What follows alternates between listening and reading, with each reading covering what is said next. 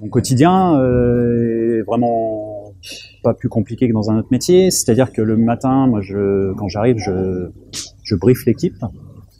On fait l'ouverture, on réceptionne les marchandises. Je suis l'équipe en production sur la première heure pour leur indiquer les différentes tâches à faire, ce qu'on appelle l'ordonnancement.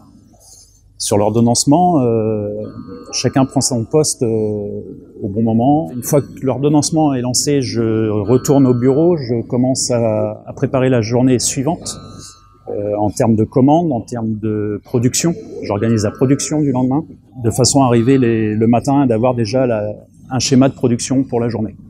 Voilà. Ensuite, dans ma journée, toute la matinée, je continue les réceptions de marchandises, je continue à passer mes commandes sur les différents fournisseurs. Et puis arrive le moment du service. Donc on fait le service, je suis là pendant le service, en salle comme à la distribution. Je veille au bon déroulement des opérations du service, à ce que tout le monde soit satisfait. Et on est là pour recueillir aussi les différentes demandes de la clientèle. Ensuite, fin de service, je récupère toutes les données de fréquentation de l'établissement ici, du deuxième établissement satellite que nous avons, ce qui me permet d'avoir une gestion en permanence, un contrôle de la gestion en permanence, c'est-à-dire qu'on croise les effectifs avec nos achats pour savoir combien nous a coûté un repas, à savoir que nous, on travaille au centime. Donc, pour la partie constitution des menus, donc nous proposons des menus scolaires. Nous sommes tenus à un plan alimentaire que nous avons rédigé avec l'aide d'une diététicienne. Sur ce plan alimentaire, nous respectons ce qu'on appelle le GMRCN, qui nous dit en fait, qui nous guide, qui n'est pas une obligation, mais qui est une suggestion de la part des établissements de santé, qui fait en sorte qu'on ne présente pas trop de produits gras, salés, sucrés. Donc nous donne des fréquences à respecter. En fait, ça nous accompagne, ça nous aide c'est un outil d'aide à la constitution du plan alimentaire, qui va nous permettre justement un bon équilibre de ce qu'on va donner aux enfants, de la constitution des menus qu'on va proposer aux enfants. Donc ces menus sont composés principalement avec des produits locaux, pour notre part. Moi, c'est ce qui m'a fait choisir ce métier-là, c'est de travailler avec des produits frais et locaux, un maximum.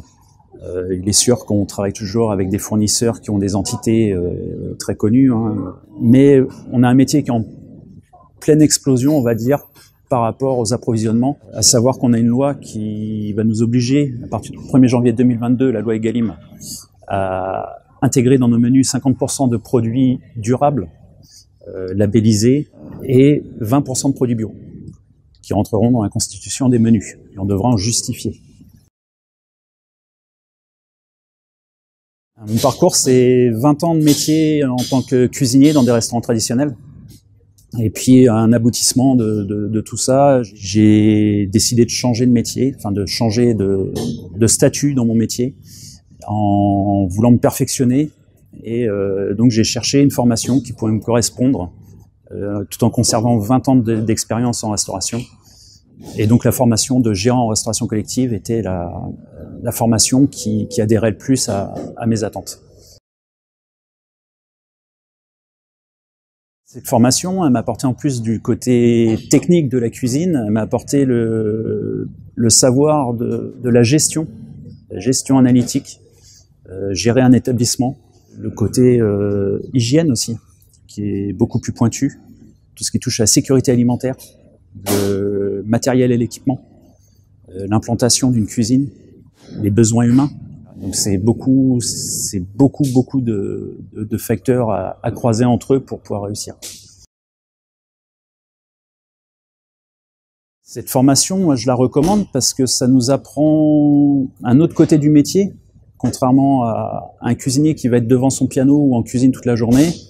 Nous, en tant que gérant, on touche à d'autres parties du métier qui sont donc justement la constitution des plans alimentaires, des menus, toute la gestion dans toutes les lignes qu'on peut trouver dans un établissement de restauration. Puis bien sûr, le côté sécurité alimentaire, que j'abordais tout à l'heure. Ce côté est d'autant plus pointu en restauration collective qu'en restauration traditionnelle où on a une obligation de de résultats et pas de moyens. Mais en restauration traditionnelle, on sent plus que les gens se donnent les moyens d'y arriver. C'est-à-dire que on va nous mettre du matériel sans savoir pourquoi on l'utilise. En restauration collective, avec la formation qu'on a fait, on sait pourquoi est-ce qu'on le fait. Voilà. C'est-à-dire que nettoyer, c'est bien, mais nettoyer et savoir pourquoi on le fait, c'est encore mieux. De zéro. De zéro? D'un bâtiment, on m'a donné les clés qui étaient remplies de matériel, très beau bâtiment, mais il n'y avait pas de document qui était attenant à cet établissement, à savoir le plan de maîtrise sanitaire, le plan HACCP, le plan de nettoyage et désinfection, et donc le fameux agrément sanitaire qui nous permet de livrer des repas. Sans ce document-là, on ne peut pas les livrer de repas. Et cet ensemble de documents est la clé de contact de l'établissement. Sans savoir les rédiger, on ne peut pas ouvrir ce genre d'établissement. Donc nous, on est arrivé en mois de juin avec l'équipe existante. Moi, je suis arrivé dans une équipe existante. On a travaillé, j'ai travaillé pendant 4 mois tout seul dans un bureau pour justement établir tous ces documents. Non sans mal, parce que c'est quand même relativement compliqué. C'est beaucoup de technique. C'est très très technique. Sans la formation, déjà, je n'y serais pas arrivé. Ça, c'est clair. Après, le fait d'arriver ici, ça a été aussi une bouffée d'oxygène pour l'équipe. C'est-à-dire d'arriver dans un établissement neuf qui présente des particularités techniques qui sont quand même intéressantes. Ça change beaucoup de choses pour les cuisiniers.